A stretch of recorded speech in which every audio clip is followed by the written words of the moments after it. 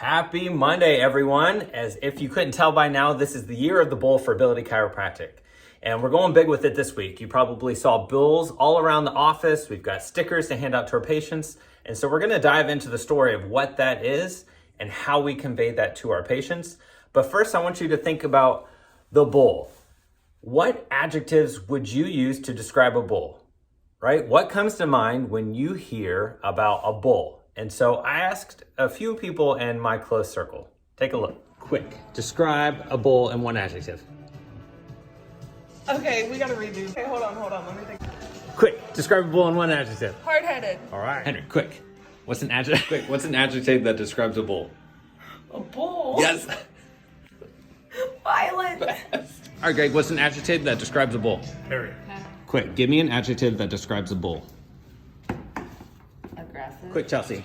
Give me an adjective that describes a bull. Strong. All right. So I got a few people off guard there, but I wanted their unprompted, unrehearsed thoughts of what a bull is. So we heard a few: hard-headed, hairy, violent, strong, aggressive. And so I had a list of the adjectives that I thought of: strong, resilient, unwavering, steadfast, determined. And so when we look at the story of the bull, right, we all have storms in our life. We don't have a choice to have those storms, but what we do have a choice is how we respond to them, and more importantly, when we respond to them. So I want you guys to picture Colorado.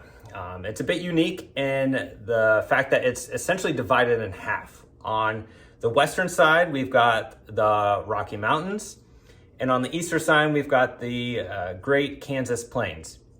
And so because of this unique geographical layout, it's one of the only places in the world that has both cow and bull. And so in this area, it gives us opportunity for a great lesson. And so when the storms come in, they roll from the west to the east. They come over those mountains towards the plain. And when we take a look at how the cow responds, they sense the storm coming, and their instinct is to run away from the storm, right? And if you know anything about cows, they are not very fast, not very smart either. So they're running from the storm. It doesn't take long. The storm catches up to them, and now they're running with the storm, which prolongs the amount of time that they are spent in that storm itself. And so there's more pain from the storm. There's more time spent in the storm. There's more frustration when you're trying to get away from the storm and it's just lingering with you. And so when we think about that, that's really stupid, right? But humans do it all the time. We spend so much of our time trying to avoid the inevitable challenges that come about in our lives from the choices that we make. And so what I want to encourage you to do is to look at how the bull responds to those storms. So when the bull detects a storm coming over the mountains, it turns toward that storm, it digs its heels in, and it runs straight through it. By going against the storm, it's limiting the amount of pain, time, and frustration spent in that storm. It tackles it head on and gets right through it. And so if you notice, that is the same storm, right?